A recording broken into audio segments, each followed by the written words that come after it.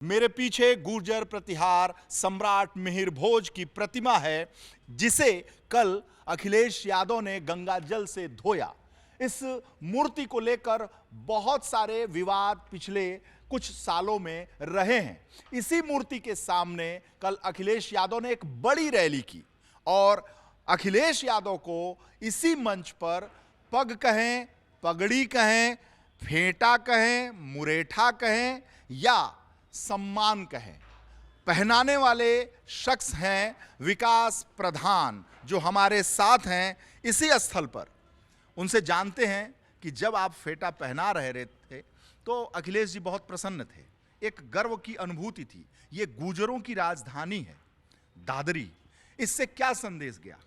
आप लगाइए कि ये गुर्जरों की दादरी को गुर्जरों की राजधानी बोला जाता है और वहाँ पे हमने गुर्जर समाज की 36 बिरादरियों की तरफ से पगड़ी बांधकर अपनी समाज की तरफ से वो पगड़ी बांधी है, क्योंकि यही वो जगह है जहाँ पूर्व में वर्तमान के मुख्यमंत्री ने हमारे प्रतिहार का आगे से गुर्जर नाम हटाया था। उसी के सामने पगड़ी बांधने का हमें सौभाग्य मिला। और ये जो समय है, समय दौर बदलता रहता है, लेकिन जितने भी चीज़ें रही हैं और हमारे प्रतिहारों के लिए या किसी भी समाज का प्रतिहार रहता है, हमेशा उनको उनके नाम के आगे उस समाज का नाम होना चाहिए, निमटाना नहीं चाहिए।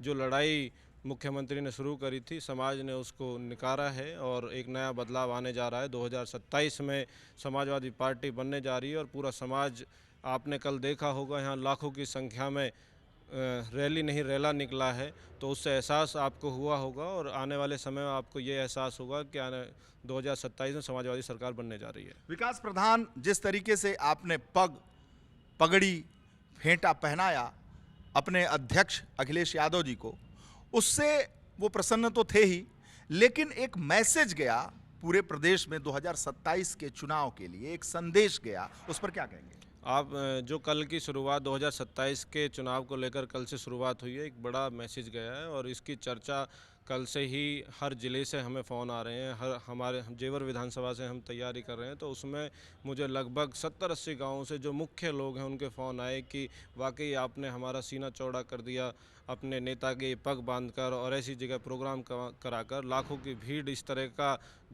भीड़ हमने काफ़ी समय बाद ऐसी देखी है पश्चिमी उत्तर प्रदेश में, जिस तरह की भीड़ आप लोगों ने करी है।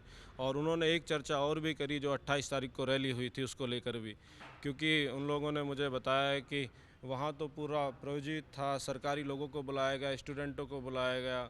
कल भी हमारे अध्यक्ष आदरणीय अखिलेश यादव जी ने जिक्र करा था एक कॉलेज का, तो आप लगाइए इस तरह की कि वहाँ भीड़ थी। यहाँ कोई किसी भी तरह का नहीं, लोग खुद चलकर यहाँ आए थे और सब खुद चलकर आए थे, ये आपका दावा है। जी।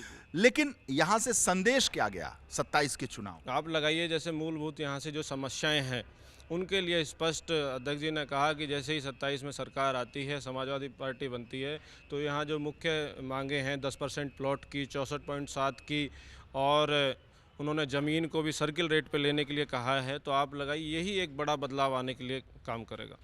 ये काम तो करेगा, लेकिन आपको लगता है कि ये जो गुर्जरों की राजधानी है दादरी, आसपास गौतम बुद्ध नगर, यहाँ पर भारतीय जनता पार्टी का खूंटा बहुत मजबूती से गड़ा हुआ है? चाहे उनके जितने भी बड़े नेता हैं, पूर्व में समाजवादी भी हों, वो सब इस वक्त भाजपाई हैं।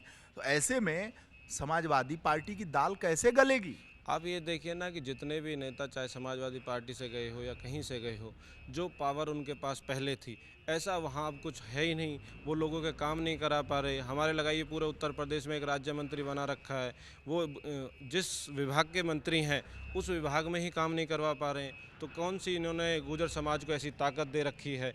और 17 में और 22 में गुर्जर समाज बीजेपी के साथ था, लेकिन पिछले काफ़ी लंबे समय से, क्योंकि 6 महीने लगभग हम इस रैली को लेकर आदरणीय राजकुमार भाटी जी के साथ में अलग अलग ज़िलों में गए हैं और बहुत घूमे हैं। सहारनपुर से लेकर आगरा तक और औरैया तक मैं साथ में लगभग घूमा हूँ। तो मैंने ये देखा है कि गुर्जर समाज में बहुत बड़ा बदलाव आने जा रहा है और अब वो सब जान चुके हैं कि जिन्होंने हमारे पूर्वजों का अपमान करा था उन लोगों को हम हटाने जा रहे हैं। आप जेवर से चुनाव भी लड़ना चाहते हैं और जेवर में प्रधानमंत्री की इतनी विशाल रैली हुई, क्या कैसे होगा मुकाबला?